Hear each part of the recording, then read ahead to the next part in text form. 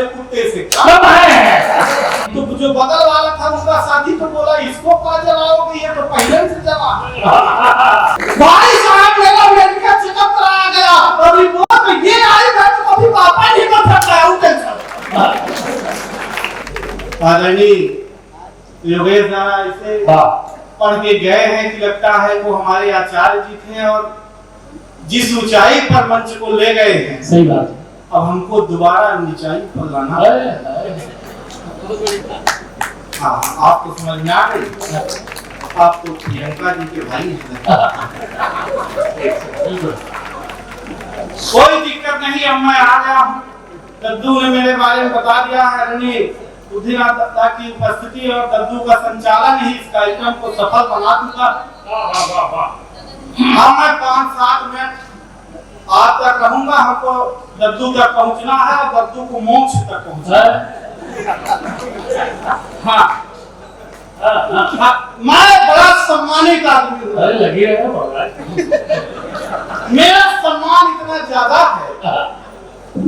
हाँ क्योंकि अब उस ऊंचाई पर मंच है। जी। मैं ऐसे ही एक जगह दद्दू दादा की कविता सुन लिया था, मेरे अंदर भी भक्ति जाग गई थी। मैं घर पहुंचते ही कहा कि मैं आज देश का पूरा कर्ज चुका दूंगा, देश का आज पूरा कर्ज चुका दूंगा। तभी पत्नी अंदर से आई और एक खर्रा लेकर के आई। मैंने कहा खर्रा होगा दूर करो, मैं देश का कर्ज चुकाने जा रहा हूँ। बोली पहले दूध वाले का चुका दो फिर देश।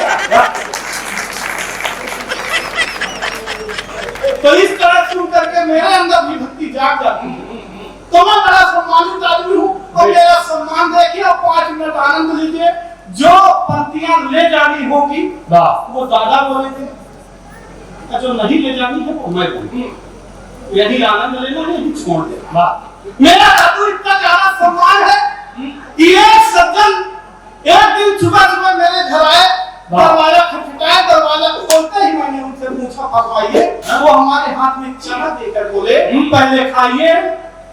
मैंने कहा चना खाते हुए कि सुबह सुबह कहां से चले आ रहे हैं और ये बताइए चना क्यों खिला रहे हैं। वो बोले आज शनिवार। मैंने कहा चाहे शनिवार हो बुधवार हो रविवार हो पर आप चना क्यों खिला रहे हैं। बोले वही तो बता रहे हैं। एक पंडित जी ने मुझसे कहा था कि शनिवार के दिन किसी काले कुत्ते को चना खिलाया।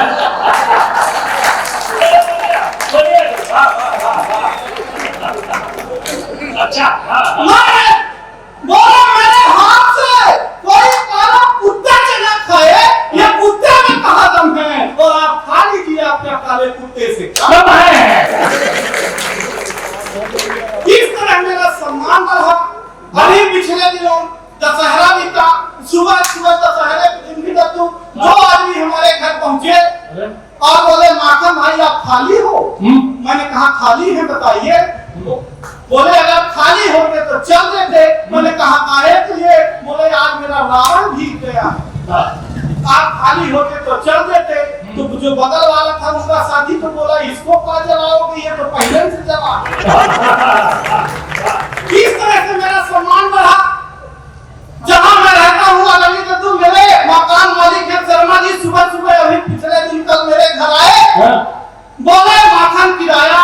मैंने कहा यार शर्मा जी जब कहीं भी जाता हूँ आप किराया लेने पहुंच जाते हो, आपको नहीं मालूम यूपी इधर बलिया जा रहा हूँ कार्यक्रम में और बहुत जल्द सोनी टीवी में आने वाला हूँ। जिस दिन मैं टीवी में आऊंगा आपका नाम पूरे मोहल्ले में छा जाएगा।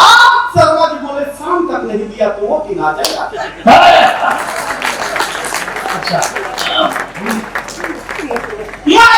कमरे से आगे बढ़ा, रोड तक पहुंचा दादा।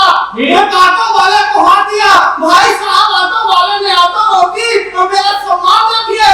भाई साहब ऑटो वाले ने ऑटो रोकी, पीछे उसमें खूबसूरत लड़की बैठी थी। उसने कहा अगर तुम इसे चढ़ाओगे तो मैं इसका चढ़ाऊंगी।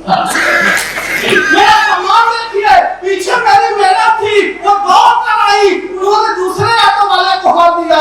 भाई साहब दूसरे ऑटो वाले ने ऑटो रोकी, मैडम ने पूछा रेलवे स्टेशन तक का कितना लोगे। ऑटो वाले ने कहा 100 रुपए। मैडम ने कहा मेरे साथ अगर ये मेरे प्राण ना भी चले तब कितना लोगे। ऑटो वाले ने कहा तब भी 100 रुपए लूंगा। मैडम ने तपास से मेरी ओर देखा और कहा देखे जो 100 रुपए सकते वो मेरी है, तुम्हारी को।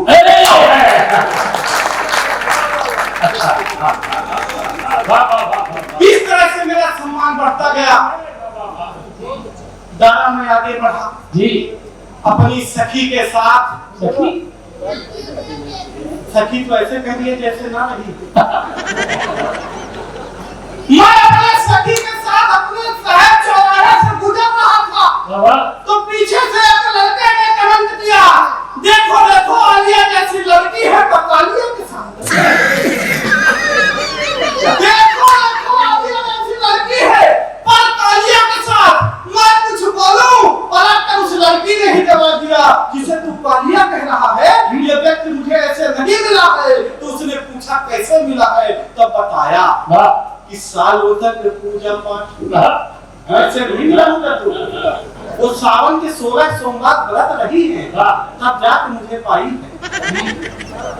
पिछले दिनों फिर थी, मैं पूछा आप क्यों रहती हो, बोली पहले भी रहा करती थी। मैंने कहा पहले क्या मांगा करती थी, बोली सुंदर वर। मैंने कहा तो पा गई हो, अब क्यों रहती हो, बोली अभी इसलिए रहती हूँ कि भगवान मिले तो उनसे पूछूंगी क्या मांगा था और पा दिया है। क्या मांगा था और क्या दिया है। तब इस साल तक पूजा पाठ, इस साल तक पूजा पाठ है, जब तप किए मैंने तब जाके मेरे लिए प्यार लेके आए हैं। दुनिया की नजरों में लायक न प्यार मेरा, फिर भी ये मेरे लिए यार लेके आए हैं। बहार लेके आए हैं, फुहार लेके आए हैं, फुहार लेके आए हैं, बहार लेके आए हैं। मेरे लिए हीरो वाला हार लेके आए हैं और मेरे इस तप का तो यही परिणाम मिला। शनिदेव स्वयं अवतार लेके आए।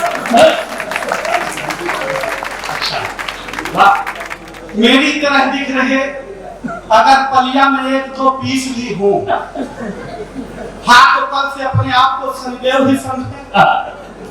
नहीं हंसने की बात नहीं है, तेल चढ़ जाएगा पर हल्दी नहीं लग पाएगी। हाँ हल्दी बड़ी मुश्किल से लगती है। दर्द मेरी तो लगी नहीं पा रही थी।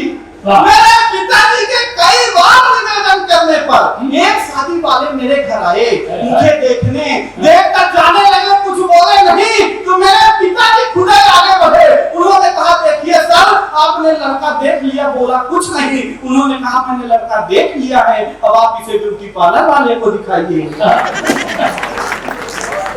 पिताजी ने कहा शादी ब्याह लड़के और लड़की के संबंध है, आप लड़की को दिखाइए। तब जाकर फिर लड़की देखने के लिए आई। आधा घंटे तक लड़की हमको देखती नहीं।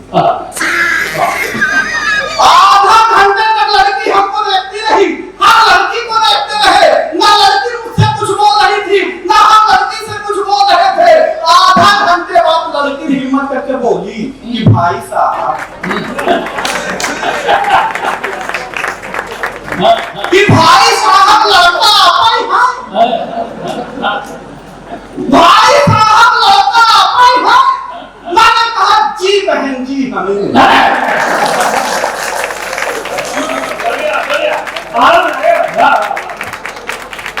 जी बहन जी हमें। उसने कहा जब हम आपसे विवाह कर लेंगे तो आप मुझे क्या मांगेंगे। मैंने कहा जिंदगी। उसने कहा लानत है ऐसी जिंदगी।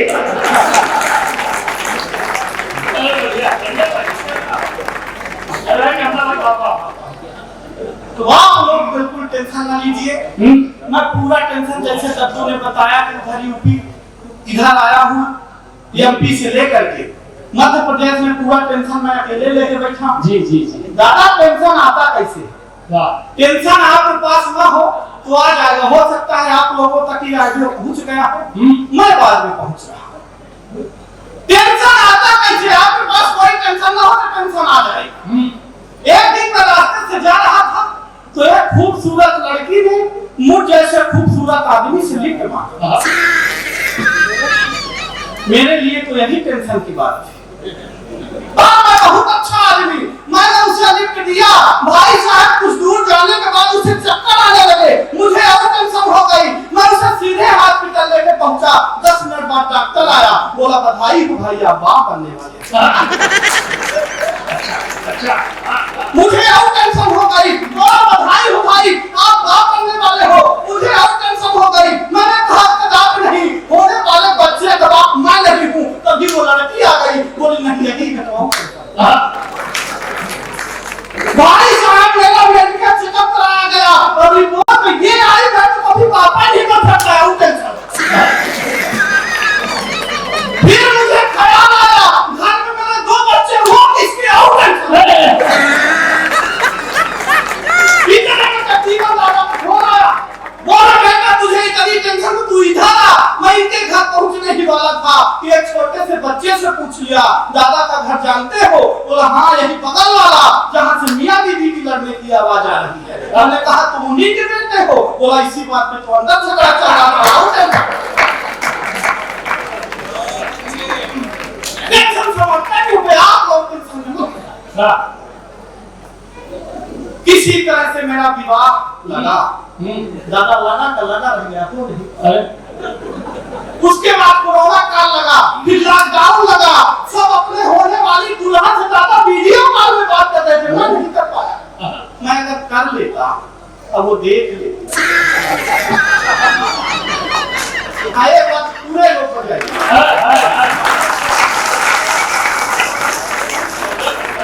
अगर वो देख लेती तो मामला वहीं समाप्त हो सकता था। तो मैंने उसे बताया दादा कि कहाँ मिलो तो क्या हो सकता कि फोन में ही की है बात, दिन दिन रात रात 4G का लाभ एक दिन ना उठाया है। प्रेम में पड़े हुए थे, प्रेम में जले हुए थे, प्रेम में प्याला पी के प्रेम गीत गाया है।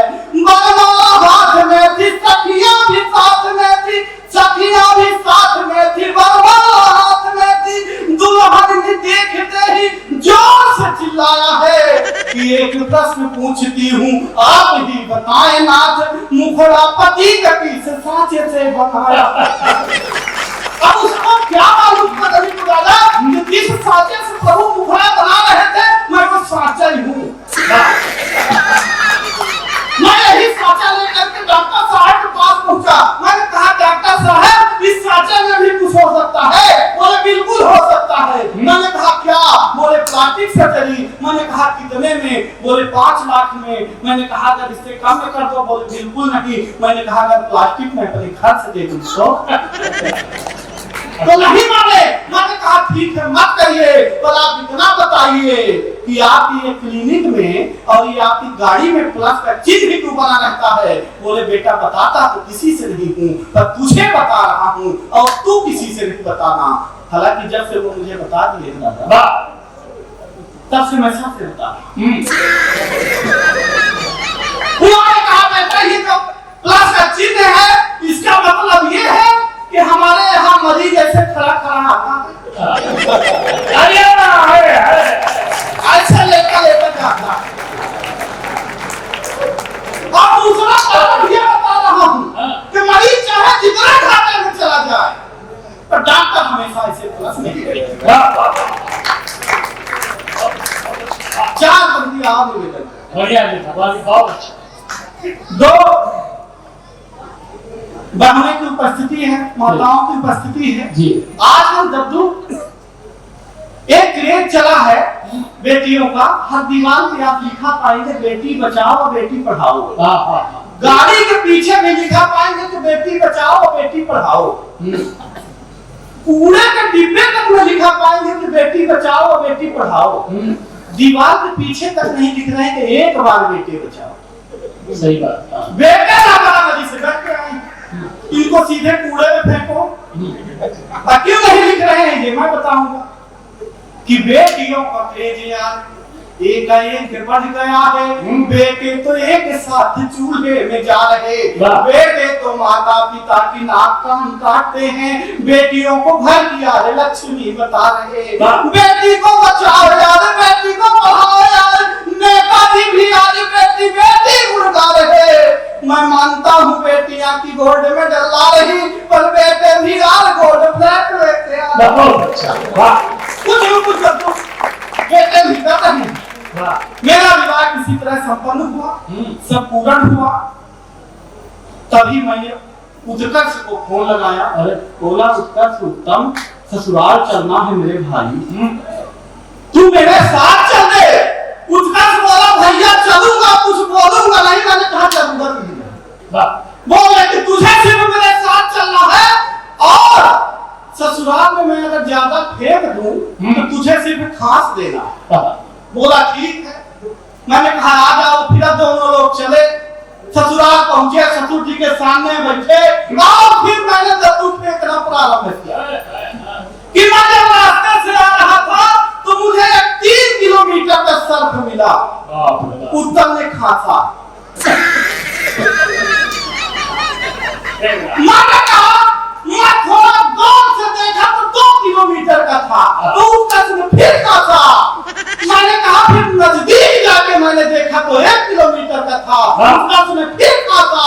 मैंने कहा फिर मैं फीता लगा के नापा तो 500 मीटर का था, उत्कर्ष ने फिर खांसा। मैंने कहा खांसो चाहे पूछो, और मैंने फीते से नाप दिया छोटा। सही बात।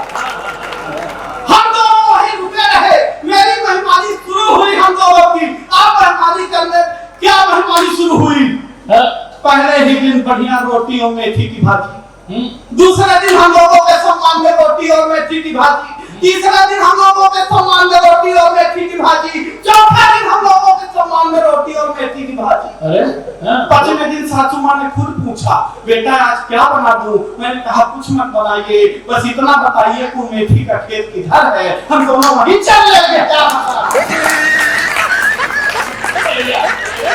हम लोग तैयार हुए कि अब निकल जाएंगे तो सासू माँ आगे आ गई। बोली बेटा 2 दिन और रुक जाते। मैंने कहा मेरा तो ठीक है पर भाई का बहुत जरूरी है, उसको कार्यक्रम में जाना है। सासू माँ ने कहा उनको छोड़ दीजिए, आप रुक जाइए। मैंने कहा क्या काम है? बोली ये कि देखो बेटा ऐसा है कि मैं एक भैंस लाई थी, भैंस का बच्चा मर गया था। जब से तुम आए हो तो वो थोड़ा थोड़ा लगने लगी है, 2 दिन और रुक जाओगे तो पूरी समय की अपनी सीमा है। हंसाता तो हमें बहुत देर तक रहूंगा। एक छोटी सी रचना देख करके अपना स्थान ले। बहुत बढ़िया है। आज का ये दौर इधर जा रहा है। हमारे यहाँ नाम से कुछ नहीं होता। जिसका नाम बहादुर है उसको कोई पीटे जा रहा है, जिसका नाम प्रकाश है वो अंधियारे में बैठा। फारूक दादा ने इसीलिए मुझे बुलाया। रामलीला का मंच है और फारूक सरल जी का संयोजक। अच्छी बात। ये बड़ी बात कि तेरे मन में अगर प्रभु का, हम भक्तों सबसे बड़े भक्त हमारे बजरंगबली, सही उनके चरणों तक ये 4 पंक्तियां कि तेरे मन पर अगर प्रभु का ख्याल नहीं होता, वीर पुरुष कभी तुम्हारा माल नहीं होता, और भूतों से ही ये धरती अभी तक भर जाती अगर इस धरती में अंजनी का लाल। माता पिता गुरुओं की सेवा नहीं किए तो ईश्वर के बंधन से कुछ नहीं होता है। बोया है बीज तुमने यार ये बबूल के तो चंदन समझने से कुछ नहीं होता है। पाई है कुर्सी तब यार कुछ किया नहीं, अब ये घड़ी आदि क्रंदन से कुछ नहीं होता है। और सत्य और धर्म वाले मार्ग न चले तो तुम नाम रघुनंदन से कुछ नहीं। दादा हमारे रहनुमा द्वारा ये कहा जाता है कि शहीदों की चिताओं में लगे निगाह तरसने, लेकिन किसने देखा है? मैंने तो आज तक नहीं देखा। तब मेरा सवाल हो सकता है कि आप लोगों ने देखा हो, जरा आपने देखा पर मैंने नहीं देखा। तब मेरा सवाल है कि आज युग की कब्र में आरो खेल रहे हैं ढेले, आज युग की कब्र में आरो खेल रहे हैं ढेले, और किस शहीद की कौन चिता पर कहां लगे हैं? किस शहीद की कौन चिता पर कहां लगे हैं मेले? जिसने अपनी आन बान से इस धरती को सींचा, जिसने अपनी आन बान से इस धरती को सींचा, सुनसान सा लगता है बस उनका वही बगीचा। रोती है बस के बस पत्नी, रोती है बस के बस पत्नी, चुपके हुए अकेले, किस शहीद की कौन? किसी ने अपनी आंख का तारा, किसी ने साथी खोया है, इन आंसू को अंदर रखकर इन आंखों को धोया है। जो भी मिलता इस सिस्टम में लूट रहे हैं चेले, किस शहीद की कौन सा करता? कविता की अंतिम कि कभी रखे थे तुर्बत, कभी रखे थे तुर्बत में जाके सूखे फूल गए, कभी रखे थे तुर्बत में जाके सूखे फूल गए। 4 दिनों की चर्चा कर ली, फिर कैसे ये भूल गए। वाह। अरे बहुत सहा है सरकारों को, कब तक इनको झेलें, कि सही वाह